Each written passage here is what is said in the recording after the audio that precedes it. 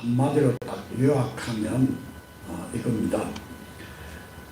인간의 지혜와 노력만으로는 인생의 근본 문제를 해결할 수가 없다.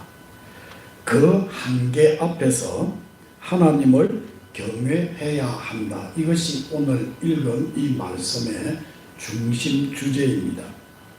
이 본문은 이 지혜를 높이 평가하면서도 동시에 지혜가 끝내 해결하지 못하는 헛됨과 번뇌를 드러내고 있습니다. 오늘 이 본문은 참 솔직합니다. 인생을 깊이 들여다본 한 사람의 고백이 담겨져 있습니다. 그런데 그 고백이 참 놀랍습니다. 보통 사람 같으면 많이 알고 많이 경험하면 더 밝아지고 더 만족할 것 같은데 오늘 읽은 이 전도자는 오히려 그 반대의 자리에 있습니다.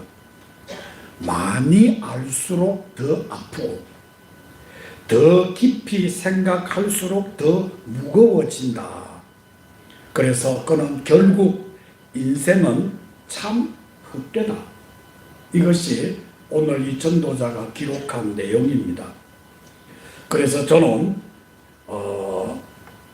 인생의 답은 어디에 있는가? 무엇이 우리를 만족시킬 수 있겠는가? 지혜가 많으면 정말 행복해지는가? 오늘 이 전도자는 이 질문 앞에서 솔직하게 자기가 경험한 것을 이야기해 주고 있습니다. 그리고 그 결론은 분명합니다. 인간의 지혜와 노력만으로는 인생의 근본 문제를 절대로 해결할 수가 없다. 이렇게 결론을 짓고 있습니다. 그래서 저는 오늘 이 말씀을 통해 지혜의 한계와 함께 하나님 앞에서 사는 참된 길을 배우고자 합니다. 저는 몇 가지를 나누어서 한번 생각해 보겠는데 첫 번째로 뭐냐? 인생을 진지하게 탐구한 사람의 고백에 한번 소리를 저와 여러분들이 한번 들어보십시다. 12절에 보니까 12절에 나 전도자는 예루살렘에서 이스라엘의 왕이 되어 오늘 이 사람이 누구냐 하면 지혜의 왕이라고 하는 솔로몬입니다. 솔로몬. 자기를 소개를 하고 있는데 예루살렘에서 이스라엘의 왕이 되었다. 이렇게 자기를 소개하고 있는데 그는 인생을 가볍게 말하는 사람이 아닙니다. 지위도 있었고 권세도 있었고 지혜도 있었고 경험도 많은 사람이었습니다. 누구보다 넓은 시야로 인생을 볼 수 있는 사람이었습니다. 그런데 바로 그 사람이 내가 마음을 다하고 지혜를 써서 하늘 아래에서 행하는 모든 일을 궁구하여 살펴본 즉 그렇게 말합니다. 여기서 중요한 것은 전도자가 대충 인생을 생각한 것이 아니라는 것이죠. 그는 마음을 다했습니다. 지혜를 썼습니다. 여기 궁구했다고 하는 말은 깊이 조사했다는 그런 의미입니다. 말하자면 인생에 대해서 진심으로 물어본 사람이었습니다. 이것을 오늘날 말하면 철학적으로 깊이 생각했다는 그런 의미겠죠. 우리도 가끔 인생을 생각합니다. 하지만은 오늘 여기 나타난 전도자처럼 그렇게 깊이 생각하지를 못합니다. 우리가 바쁘다고 하는 이유로, 익숙하다라고 하는 이유로 그냥 괜찮겠지 그런 마음으로 우리 인생을 그렇게 생각하지 않고 지날 때가 참 많습니다. 그런데 오늘 여기 보니까 이 전도자는 그렇지 않았습니다. 아주 진지했습니다. 인간이 할 수 있는 가장 깊은 질문을 지금 던지고 있습니다. 왜 사는가? 무엇이 진짜 가치인가? 인간은 어디를 향해서 가는가? 그런데 오늘 그가 이렇게 깊이 생각하면서 얻은 결론이 무엇인 줄 아십니까? 13절입니다. 하늘 아래에서 행하는 모든 일을 나는 마음을 써서 살펴보려고 하였노라. 살펴보려고 하였노라. 여기서 우리는 전도자의 진심을 다시 봅니다. 그는 세상을 비관하려고 연구한 것이 아닙니다. 그는 답을 찾으려고 했습니다. 인생의 의미를 찾으려고 했습니다. 왜 사람은 일하고, 왜 사람은 이렇게 애쓰고, 왜 사람은 경쟁하고 울고 웃고 그러면서 또 무너지는가를 알고 싶었던 것입니다. 이 모습은 오늘 우리에게도 그대로 지금 적용되어집니다. 사람은 누구나 자기 방식대로 인생을 이해하려고 합니다. 어떤 사람은 돈으로 설명하려고 해요. 돈이 많으면 행복하다. 그래서 돈의 많고 적음에 따라서 인생을, 행복을 나누게 되어집니다. 불행을 나누게 되어집니다. 또 어떤 사람은 성취로서 설명하려고 합니다. 정치인은 대통령이 되어져야 된다. 또 어떤 학자는 유명한 학자가 되어져야 된다. 또한 이렇게 일반 회사 직원으로 들어갔다가 그곳에 성진을 거듭해서 그 회사의 사장이 되어져야 된다. 그래서 그가 그 성취로서 나는 인생을 잘 살았다. 여러분들 이렇게 평가를 합니다. 어떤 사람은 관계로서 설명합니다. 나는 모르는 사람이었다. 이 사람을 알고 저 사람을 알고 높은 사람을 알고 정치인을 알고 여러분들 이렇게 내 인간관계가 넓어진 것을 이렇게 자랑하면서 나는 성공한 사람이다. 이렇게 판단하는 사람도 있습니다. 어떤 사람은 쾌락으로 설명합니다. 나는 이 세상에 그야말로 재미있는 일 못 해본 것이 없다. 자기의 즐거움으로서 자기의 인생의 행불행을 설명을 합니다. 그런데 오늘 이 전도자는 그런 방식을 다 살펴본 뒤에 그 모든 것이 결국 인생의 근본 답이 되지 못한다. 이렇게 말씀을 하고 있습니다. 예. 자기 주어진 돈, 그리고 성취, 그리고 관계, 쾌락, 내가 다 해봤는데 이것이 내 인생에 만족을 주지 못한다. 이 사람이 이렇게 결론을 내리고 있습니다. 그것을 한마디로 설명을 하자면 두 번째로는 세상은 생각보다 손에 잡히지 않는다는 겁니다. 13절 후반절에 보니까 이는 괴로운 것이니 내가 다 해봤는데 너무너무 이 모든 것이 괴롭더라. 하나님이 인생들에게 주사 수고하게 하신 것이라. 이 말씀은 참 묵직합니다. 전도자는 인생을 연구한 결과 그 모든 것이 괴로운 일이다. 이렇게 결론을 내리고 있습니다. 왜냐하면 인간은 답을 찾고 싶은데 인생은 쉽게 답을 주지 않기 때문입니다. 찾으면 잡힐 것 같고 잡으면 끝날 것 같지만은 실제로는 그렇지 않다는 겁니다.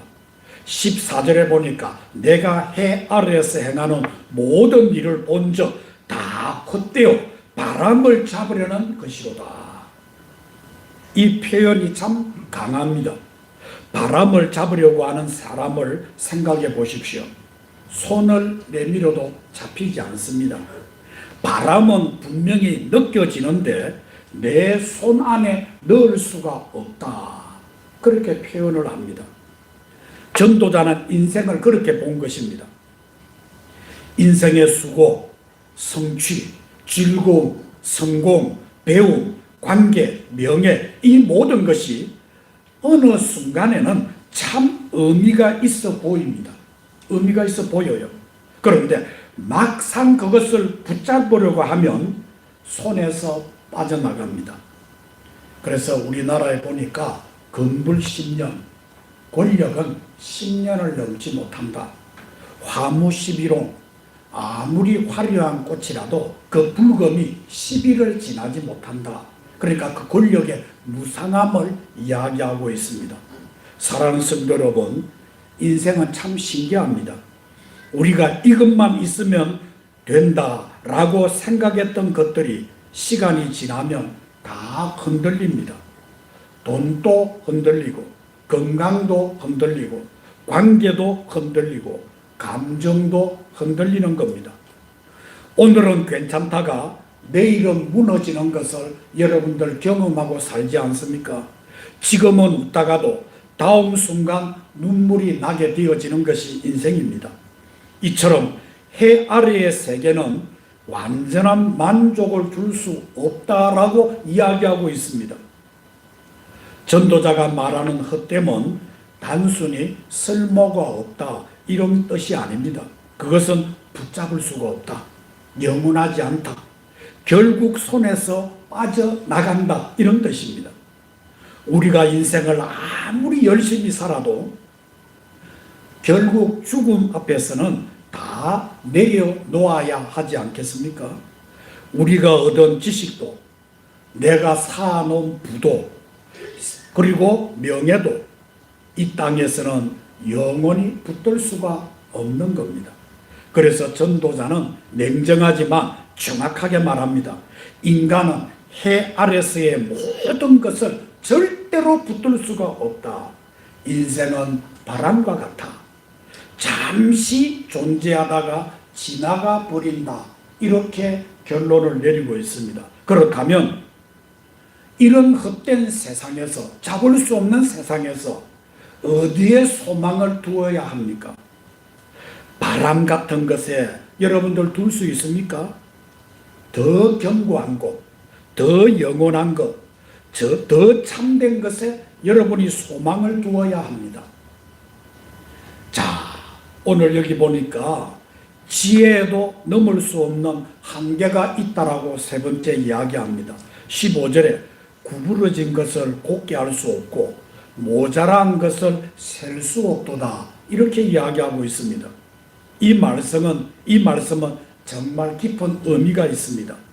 인간은 자기 손으로 모든 것을 바로잡을 수 있다 이렇게 생각을 합니다. 그러나 전도자는 말합니다. 아닙니다. 구부러진 것을 절대로 곱게 하지 못합니다. 이 말은 인생의 왜곡과 깨어짐이 인간의 힘으로는 완전히 해결되지 않는다는 뜻입니다. 여러분들 제가 정치적으로 어떤 해석을 해보면 예전에 동서가 화합하지 못했습니다. 전라도, 그 다음에 경상도. 저는 이 민족적인 갈등이 어떻게 하면 해결되어질 것인가. 그래서 저는 김대중 대통령이 되면서 영남과 호남이 하나가 되어질 것이다. 정말 대통령이 잘 되어졌다. 이 생각을 했는데 이것이 해결이 되어졌습니까? 안 되어졌습니다. 이제는 그것이 영남과 호남이 갈라진 것이 아니라, 화합이 된 것이 아니라 이제는 이것이 좀 없다 싶으니까 진보와 보수가 어떻게 되어졌습니까? 이것이 우리의 지금 이 나라를 흔들고 있습니다. 그리고 기성세대와 젊은이의 관계가 간격이 벌어지고 있습니다. 이것만 해결하면 되겠지라고 했는데 여러분들 이것이 해결이 되어졌습니까? 이게 해결되어지지 않습니다. 다음에는 이것이 어떻게 또 이렇게 흘러갈지 모르겠습니다.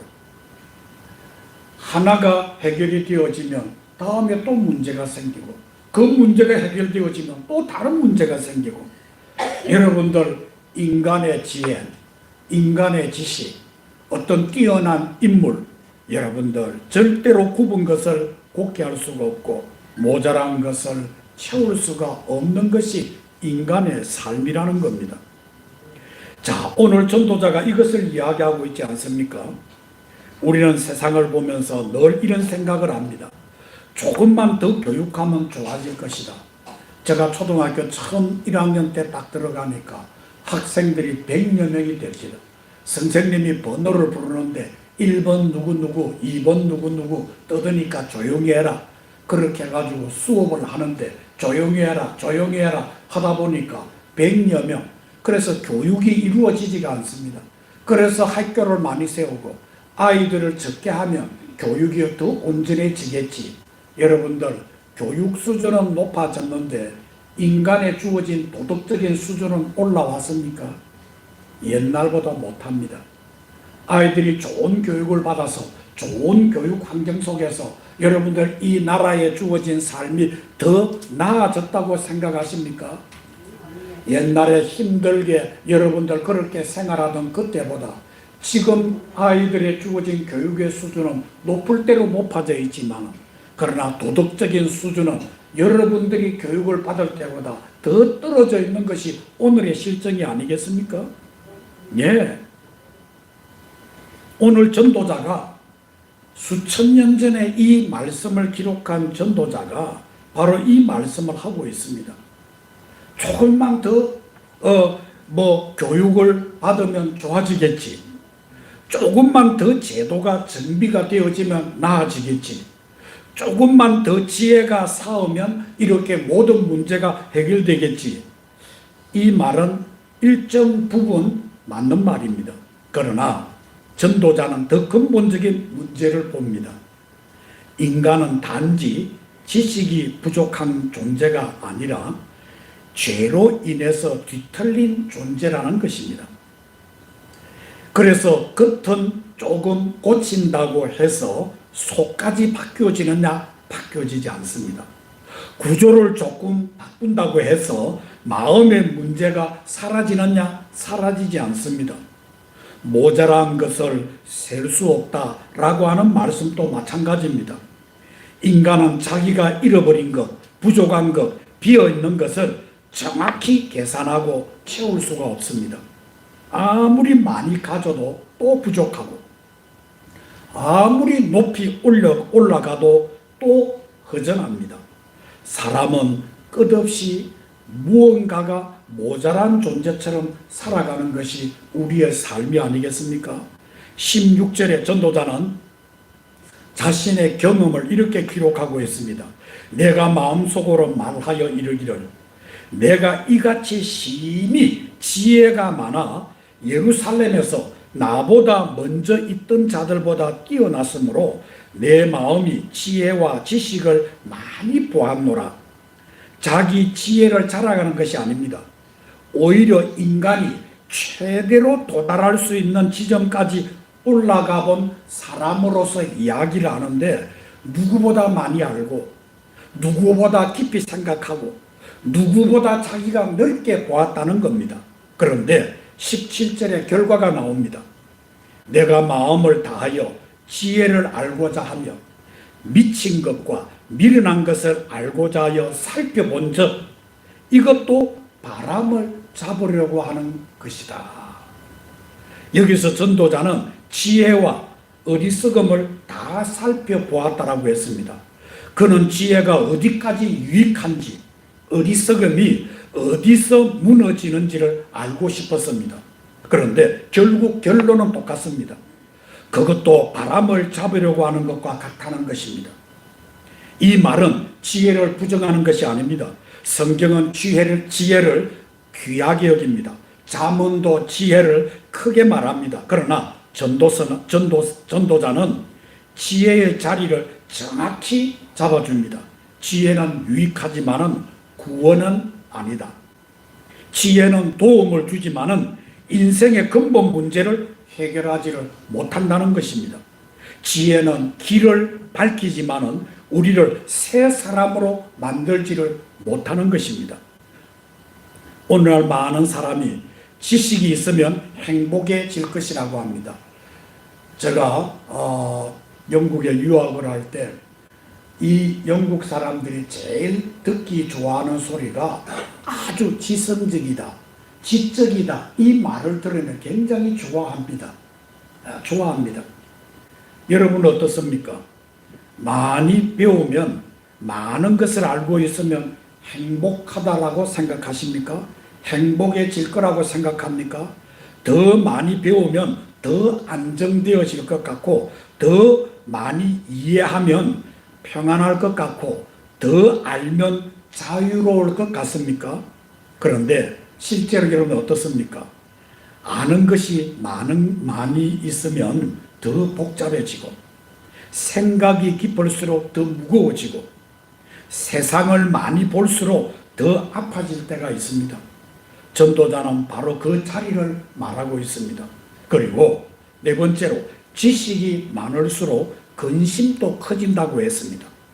18절에 보니까 지혜가 많으면 번뇌도 많으니 지식을 더하는 자는 근심을 더하느니라. 이 말씀은 참 역설적입니다. 우리는 보통 지식이 많아지면 마음이 편해질 것 같다고 생각합니다.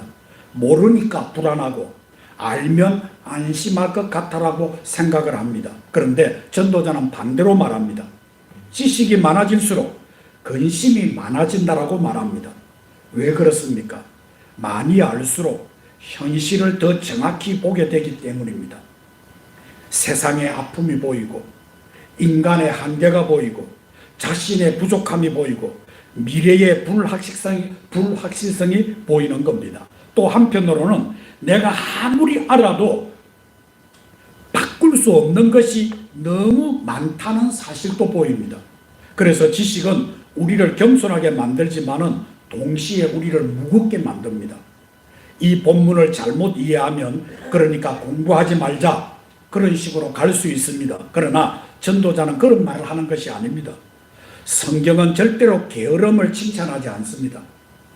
전도자가 말하는 핵심은 인간의 지식이 하나님 자리를 대신할 수 없다는 것입니다. 지식은 필요하지만은 그것이 인생의 마지막 답이 될 수 없다는 것이죠. 사랑하는 성도 여러분, 우리가 삶에서 겪는 많은 번뇌는 어쩌면 내가 다 알아야 한다라고 하는 부담에서 오는지도 모릅니다. 모든 것을 이해하려고 할 때 우리는 점점 지쳐갑니다. 모든 것을 통제하려고 할 때 우리는 점점 불안해집니다. 그런데 하나님은 우리에게 모든 것을 다 알라고 부르지 않았습니다. 오히려 믿으라고 합니다. 의지하라고 합니다. 그리고 하나님께 맡기라고 말합니다. 이것이 믿음의 본질입니다. 믿음은 무지함이 아닙니다. 믿음은 현실도 알고 한계도 알지만은 그 한계 위에 계신 하나님을 신뢰하는 것입니다. 전도자가 우리에게 가르치는 바도 바로 그것입니다. 인간은 지혜로 세상의 모든 수수께끼를 풀 수 없습니다. 그러므로 하나님 앞에 겸손히 서야 합니다. 우리는 마지막으로 하나님을 경외하며 살아야 합니다. 이제 본문을 어떻게 적용해야 되겠습니까? 전도서는 우리를 허무주의로 끌고 가려고 하는 그런 책이 아닙니다. 오히려 인간이 자기 힘으로는 결코 충분하지 않다. 그것을 깨닫게 해주는 거예요. 그것을 깨달음으로써 하나님께 돌아가기 위한 책입니다. 인간이 중심이 될 때 인생은 헛됨이 되고 하나님이 중심이 될 때 인생은 의미를 얻습니다. 우리는 종종 인생의 문제를 더 많은 지식, 더 많은 정보, 더 많은 계획으로 해결하려고 합니다. 물론 필요한 일입니다. 그러나 그것만으로 충분하지 않습니다. 가장 중요한 것은 하나님을 경외하는 마음입니다. 하나님 앞에서 자신을 낮추고 하나님께 의지하고 하나님 말씀 앞에 서는 것입니다. 모든 것이 헛되지만 하나님을 경외하고 하나님을 믿음으로써 그 허무함을 하나 둘 극복할 수 있다는 것이 오늘 이 책이 주고자 하는 내용입니다. 전도자가 겪는 허무는 우리를 절망시키기 위한 허무가 아닙니다. 그것은 하나님 없는 인생의 실상을 보여주는 거울입니다. 하나님 없이 성공하면 허무합니다. 하나님 없이 지혜로워도 허무합니다. 하나님 없이 오래 살면 살수록 더 허무합니다. 왜냐하면 인간은 하나님을 떠나서는 완성될 수 없기 때문입니다. 오래 살았다고 자랑하십니까? 하나님 없으면 오래 사는 것이 도리어 더 괴로움입니다. 더 괴로움이에요. 많이 가졌다고 자랑하십니까? 그것을 가지면 가질수록 우리 마음속에 오는 허무는 너무너무 감당할 수 없습니다. 자기가 가진 것 때문에 자식들이 다투는 모습을 보면 차라리 내가 가지지 않았으면, 자식을 내가 낳지 않았으면 하면서 한탄하는 여러분 소리를 지금 듣고 있지 않습니까? 사랑 여러분, 오늘 하나님을 경외하는 사람은 상황이 완벽하지 않아도 절대로 그 사람 무너지지 않습니다. 왜냐하면 인생의 의미를 자기 성취에서 찾지 않기 때문입니다. 그 사람은 모든 것을 다 해결하지 못해도 하나님이 자기 인생을 붙들고 계심을 믿습니다. 그래서 오늘 본문은 결국 우리를 이렇게 부릅니다. 네 힘으로 인생을 통제하려고 하지 말라. 하나님 앞에 서라. 하나님을 경외하라. 하나님께서 주시는 지혜로 살아가라. 사랑하는 성도 여러분, 오늘 본문은 참 솔직합니다. 인생을 많이 알수록 더 무거워질 수 있고, 지혜가 많을수록 더 근심할 수 있으며, 인간의 노력만으로는 구부러진 것을 곧게 할 수 없다는 것을 보여줍니다. 그러나 결론은 우리를 절망시키기 위한 것이 아닙니다. 오히려 하나님 없이 살 때 인생이 얼마나 헛된 것을 깨닫게 하여서 하나님께 돌아오게 하려는 것입니다. 오늘 우리도 전도자처럼 인생을 깊이 생각해 봅시다. 내가 붙들고 있던 것들이 정말 영원한가를 물어봅시다. 내가 의지하던 지식과 경험이 과연 나를 살릴 수 있는가를 물어봅시다. 그리고 결국 하나님 앞에 무릎을 꿇읍시다. 하나님만이 우리의 헛됨을 의미로 바꾸시고, 우리의 번뇌를 평안으로 바꾸시며, 우리의 깨어진 삶을 새롭게 하실 수가 있습니다. 그러므로 성도 여러분, 지혜를 구하되 하나님 없이 구하지 마시기를 바랍니다. 열심히 살아가되 하나님 없이 살지 마십시오. 많이 알고도 여러분들 겸손하십시오. 많이 경험해도 하나님을 절대로 떠나지 마시기를 바랍니다. 우리의 참된 소망은 인간의 지혜가 아니라 살아계신 하나님께 있음을 믿고, 오늘 헛된 가운데서 하나님을 경외함으로 참된 것을 찾아가는 귀한 성도가 되시기를 주의 이름으로 축원합니다. 기도하겠습니다. 사랑하는 주님, 감사합니다. 오늘 이 전도서가 우리에게 주는 의미가 참 큽니다. 하나님이 없을 때는 지혜와 경험과 모든 것이 참 헛된 것밖에 없고, 아버지여, 지혜는, 지식은 더 우리를 근심시키고 번뇌시키는 것밖에 없습니다.